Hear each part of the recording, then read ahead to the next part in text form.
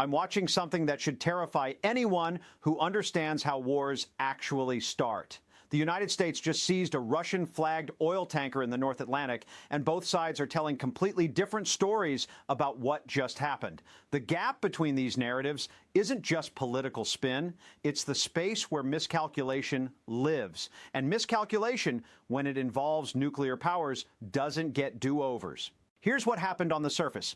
On January 7th, U.S. Navy SEALs boarded the oil tanker Marinera, formerly known as the Bella 1, roughly 190 miles south of Iceland. The ship had been fleeing American forces for weeks after evading capture near Venezuela in December. But here's where the story splits into two completely incompatible realities. The White House says they seized a stateless vessel operating illegally in Venezuelan shadow fleet operations. Russia says the United States just committed an act of piracy against a Russian-flagged ship in international waters. Watch the language carefully. White House Press Secretary Caroline Leavitt called the Marinera a Venezuelan shadow fleet vessel that has transported sanctioned oil and claimed it was deemed stateless after flying a false flag. Notice what she's doing here. By calling it stateless, she's arguing that the Russian flag painted on the hull doesn't count. It's a legal fiction designed to avoid the implications of boarding a Russian government vessel. Russia's transport ministry responded with crystal clarity, stating that no state has the right to use force against vessels duly registered in the jurisdictions of other states. They're not talking about sanctions violations. They're talking about sovereignty. This isn't a disagreement about oil smuggling. This is a fundamental dispute about who gets to decide what flag protects a ship in international waters. And the timing tells you everything about why this matters now.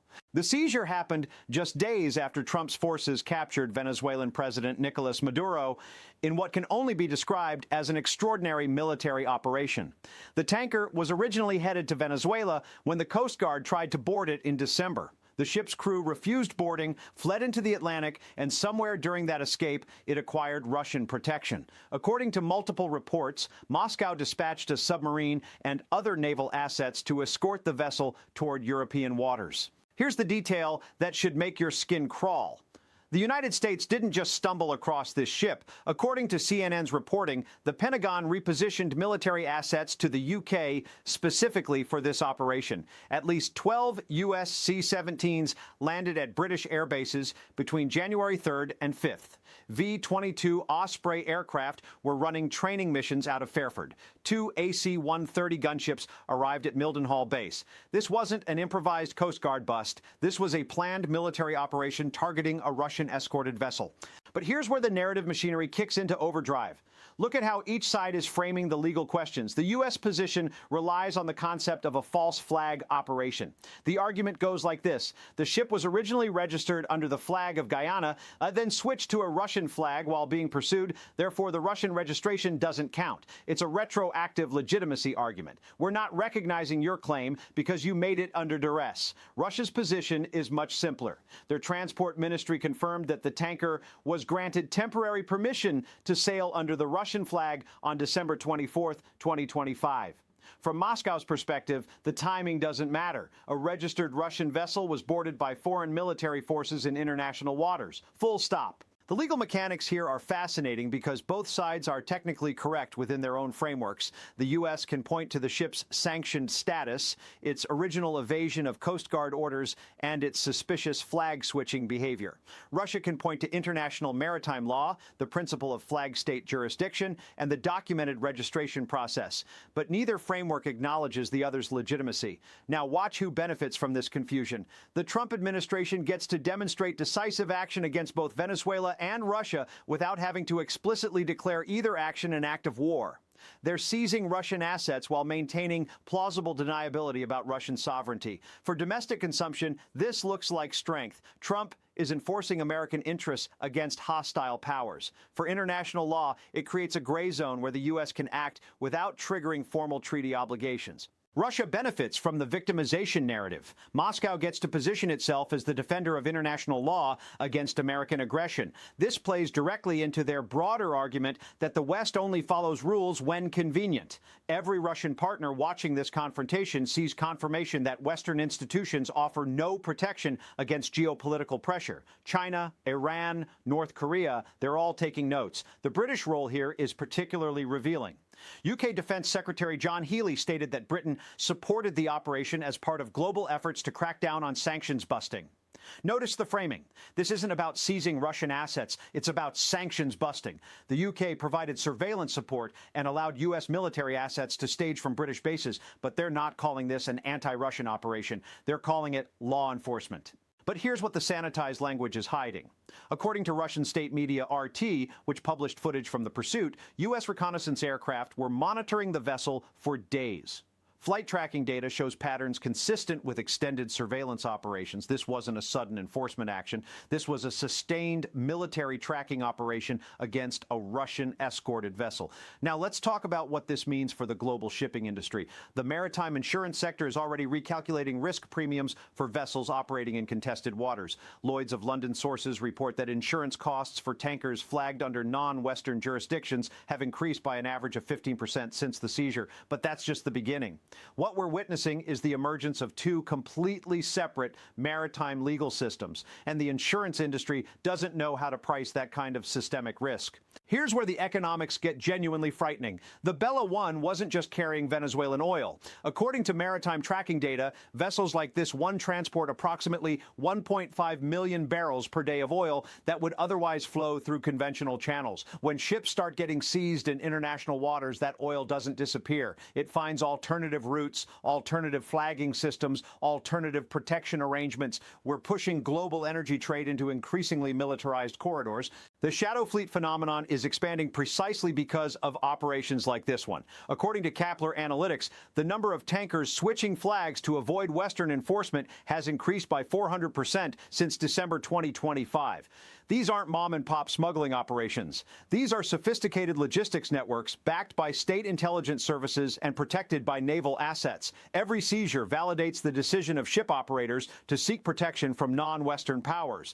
But watch what happens next in the operational sequence. Within hours of the Marinera seizure, U.S. Southern Command announced the capture of another vessel, the MT Sophia, in the Caribbean. Homeland Security Secretary Kristi Noem described both seizures as back-to-back, meticulously coordinated boarding operations targeting ghost fleet tanker ships. The language suggests these weren't isolated incidents, but part of a systematic campaign. The technical details of the Marinera operation reveal the level of resources the U.S. is willing to commit to this campaign. Navy SEALs were transported to the target vessel by the 160th Special Operations Aviation Regiment, the elite Night Stalkers unit typically reserved for the most sensitive military operations. P-8 Poseidon surveillance aircraft flew extended missions from RAF Mildenhall to track the vessel across the Atlantic. The operational footprint suggests this was treated as a priority national security mission, not routine maritime law enforcement. Here's the detail that reveals the true scope of American planning. According to open source intelligence, at least 13 Air Force C-17A Globemaster III aircraft were tracked flying from U.S. bases to European staging areas in the days preceding the seizure. These are massive strategic airlift platforms, each capable of carrying 170,000 pounds of equipment or 102 troops in full combat gear. The logistics signature suggests the U.S. was prepared for a significantly more complex operation than simply boarding a single tanker. To be fair, let me steelman the strongest argument on the other side. The Bella 1 was sanctioned by the United States in 2024 for operating within a shadow fleet of tankers transporting illicit Iranian oil. The ship has what officials describe as a nefarious history of sanctions evasion. When the Coast Guard attempted to board it near Venezuela, the crew refused and fled. Under maritime law, ships that fail to comply with lawful boarding orders can be pursued and seized. From this perspective, the Russian flag issue is a red herring. The ship was already subject to U.S. jurisdiction due to its sanctions violations and its crew's refusal to comply with Coast Guard instructions. This argument has legal merit. Ships don't get to escape jurisdiction simply by painting new flags on their hulls while fleeing law enforcement. The timing of the Russian registration, coming immediately after the failed boarding attempt, suggests an attempt to create legal cover for continued sanctions evasion rather than legitimate flag state protection. Attorney General Pam Bondi explicitly stated that the crew would face criminal prosecution for failure to obey Coast Guard orders, establishing the legal foundation for treating this as a law enforcement action rather than an international incident. But here's where this escalates beyond maritime law. The seizure occurred in the context of what Trump has called a blockade of Venezuelan oil operations. Defense Secretary Pete Hegseth posted on social media that the blockade of sanctioned and illicit Venezuelan oil remains in full effect anywhere in the world. That word blockade carries specific meaning under international law. A blockade is an act of war. The economic implications extend far beyond individual vessel seizures. Venezuela's proven oil reserves exceed 300 billion barrels, making it the country with the largest oil reserves in the world. The Trump administration's broader campaign against Venezuelan oil exports isn't just about sanctions enforcement, it's about controlling global energy markets. When Secretary of State Marco Rubio stated that Venezuela would transfer 30 to 50 million barrels of oil to the United States, he was describing a fundamental restructuring of global energy flows. But here's what the mainstream coverage isn't telling you. The shadow fleet system has become a critical component of global oil markets, not just for sanctioned producers. According to industry estimates, approximately 15% of all seaborne oil transport now occurs through vessels operating outside traditional Western regulatory frameworks. These ships don't just carry Venezuelan or Iranian oil. They carry Russian oil, Chinese oil, and increasingly oil from producers who want to reduce their dependence on Western financial systems. The second-order effects are already visible. Russia filed a formal diplomatic protest demanding humane treatment of Russian citizens aboard the seized vessel. Senior Russian lawmaker Leonid Slutsky called the seizure undoubtedly a violation of maritime law and UN conventions. Another Russian official, Andrei Klishas, called it outright piracy. But Moscow's response extends far beyond diplomatic protests. According to European intelligence sources, Russian naval assets have increased their presence in multiple maritime corridors since the Marinera seizure. Russian nuclear submarines have been detected in shipping lanes traditionally considered safe for Western commercial vessels. The message is clear. If the U.S. can seize Russian-flagged vessels in international waters, Russia can make those same waters significantly more dangerous for American-flagged commerce. Watch what's happening in the broader shipping industry. According to maritime tracking data from Kepler, at least 16 vessels loaded with crude or fuel oil in Venezuela between October 2025 and January 2026. 10 of those vessels switched off their AIS transmitters and possibly departed Venezuela in dark mode. The other 6 vessels, loaded in December and January, have an estimated combined capacity of almost 9 million barrels of oil. This isn't just about one tanker. This is about the emergence of a parallel maritime system designed to circumvent Western sanctions. And every seizure operation pushes more of that traffic under Russian, Chinese, or Iranian protection. The U.S. is winning individual battles while potentially losing the systemic war. The Chinese response has been particularly telling. While Beijing has issued no official statements about the Marinera seizure, Chinese state media has begun running stories about American maritime aggression and the need for alternative shipping protection arrangements. Chinese naval patrols in the South China Sea have increased by 300% since the seizure, according to U.S. naval intelligence estimates.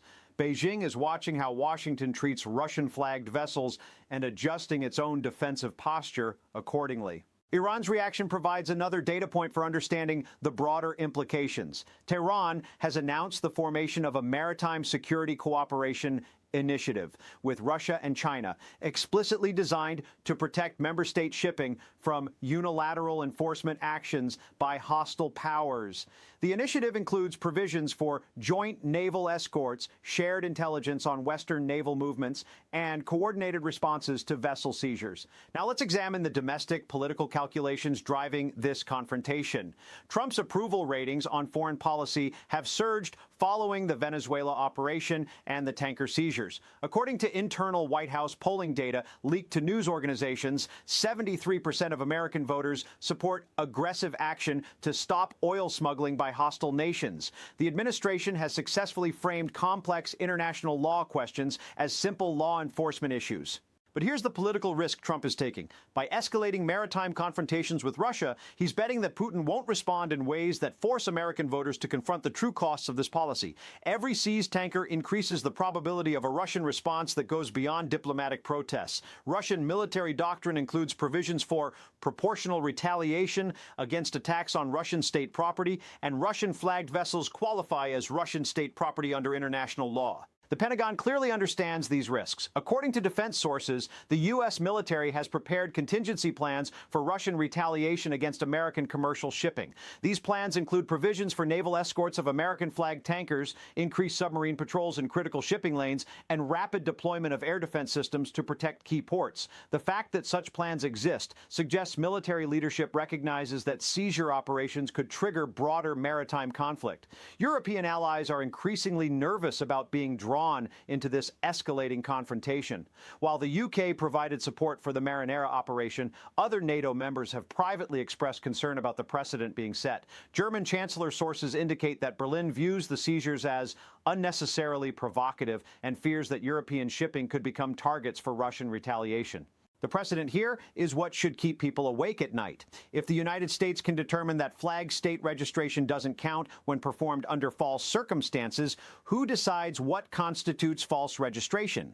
If Russia can provide retroactive protection to sanctions-evading vessels, what prevents this protection from extending to increasingly aggressive activities? Consider the operational timeline that led to this confrontation. The Bella 1 was first placed on the U.S. sanctions list in June 2024 for transporting Iranian oil. For months, it continued operating under various flags of convenience, including registration under Guyana and Comoros.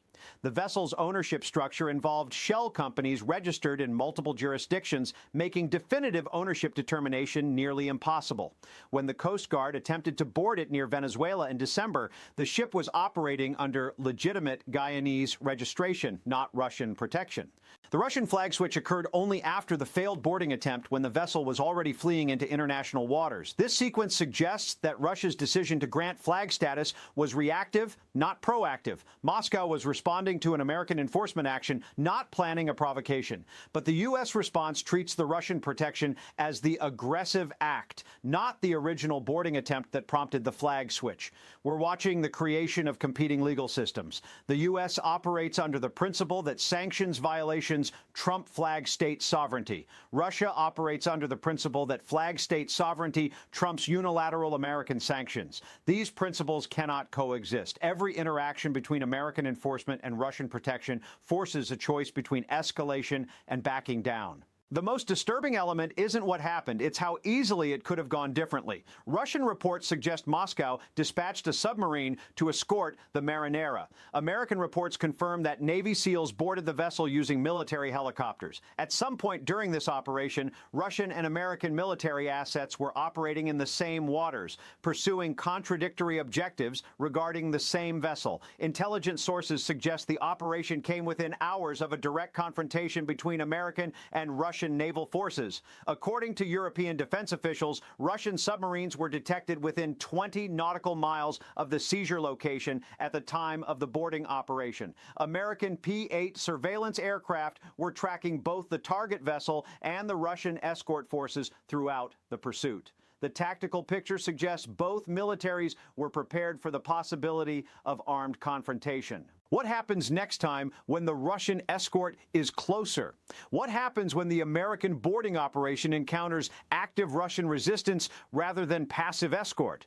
What happens when the next ship flies a Chinese flag or an Iranian flag, or when multiple Shadow Fleet vessels travel together under protection from multiple hostile navies? The Biden administration spent months talking about de-escalation and diplomatic solutions. The Trump administration is conducting military seizure operations sanctions against Russian-flagged vessels in international waters. The shift in approach is dramatic, but the shift in risk calculation is even more dramatic. Senator Richard Blumenthal raised the obvious question. I think there are a lot of questions about whether this seizure may raise the prospect of hostilities beyond what's happened already. But the question isn't whether this raises the prospect of hostilities. The question is whether we're already in hostilities and just haven't admitted it yet. Consider what's happening in the broader geopolitical context. The seizures occurred just days after Trump announced plans to purchase Greenland and assert American control over the Panama Canal. Russian military analysts are interpreting these moves as part of a coordinated American strategy to control global shipping choke points. From Moscow's perspective, vessel seizures in the North Atlantic fit a pattern of American attempts to dominate maritime trade routes. Look at the broader context. The United States has declared a blockade on Venezuelan oil. U.S. forces have captured the Venezuelan president. American military assets are seizing Russian-flagged vessels in international waters. Russian submarines are escorting oil tankers against American pursuit. At what point does this pattern of actions constitute something more than sanctions enforcement? The insurance industry is already pricing this as the beginning of a maritime conflict. War risk premiums for vessels transiting the North Atlantic have increased by 25% since the seizure. Shipping companies are requesting naval escorts for high-value cargo transiting international waters. The Baltic Sea, traditionally considered safe for commercial shipping, now requires war risk insurance for vessels carrying energy products. Chinese shipping companies have begun requesting naval escorts from People's Liberation Army Navy forces when transiting waters where American enforcement actions are possible. This represents a fundamental shift in global shipping patterns. Commercial vessels are increasingly operating under military protection, not because of piracy threats, but because of great power competition over maritime law enforcement. The narrative frameworks are designed to obscure this question. The U.S. calls it law enforcement, Russia calls it piracy, but neither side is calling it what the pattern of actions actually suggests, the opening phases of a maritime conflict between nuclear powers over control of global shipping lanes. The economic data reveals the true scope of what's at stake. Global oil prices have increased by 12% since the seizure, not because of supply disruptions, but because of uncertainty about transportation security. Energy traders are pricing in the risk that more vessels will be seized, that escort operations will be attacked, that key shipping lanes will become militarized zones. We're moving from an era where commercial shipping operated under neutral international law to an era where commercial shipping operates under the protection of military powers. If this narrative needs military operations, submarines, special forces, international staging areas, and retroactive legal justifications to sustain itself, what exactly is it hiding? The answer might be that we're already further down the path to direct confrontation than anyone wants to admit. And the gap between official narratives and operational reality is where miscalculation thrives. The final question isn't whether this operation was legal or illegal under competing interpretations of international law. The final question is whether the United States and Russia can continue conducting military operations against each other's flagged vessels without eventually triggering the kind of incident that neither side intended but both sides prepared for. The seizure of the Marinera may go down in history as the moment when great power competition moved from diplomatic protests and economic sanctions to direct military action against sovereign assets in international waters. If so, we just crossed a line that previous administrations spent decades trying to avoid crossing. And once you cross that line, every future incident carries the risk of being the one that neither side can walk back from.